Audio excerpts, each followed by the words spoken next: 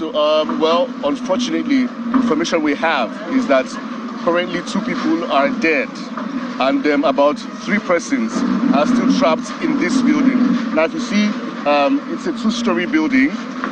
It's majorly a residential area as we speak, because about 37 persons were rescued. Some of them were injured, some of them were taken to the hospital, but some of them came out unhurt.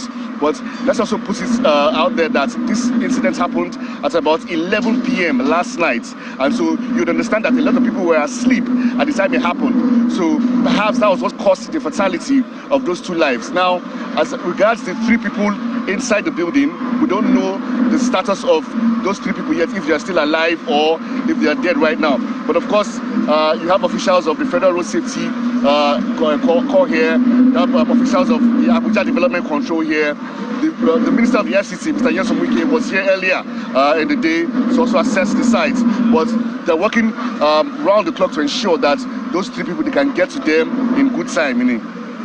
So we did, you mentioned the officials that are there now, and you said that the minister was there earlier, and unfortunately we have lost 2 lives. Yes. I guess it's too early now to say what happened. Is it an old building? Is it an ongoing building? Why do we even have this incident in the first place?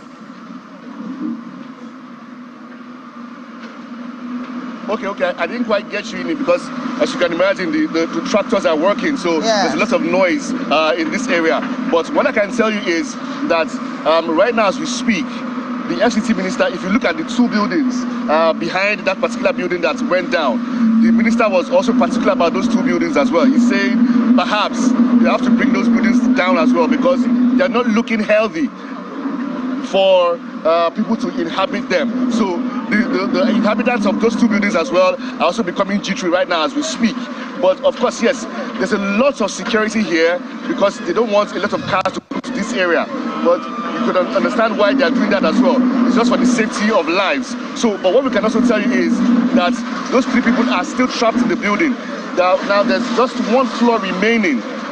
Perhaps those 3 people that were trapped were at the ground floor of the building, so that's why it's not easy to get to them right now at this time. So we'd expect that perhaps maybe in another 20-30 minutes they'll get to those people that are trapped underneath.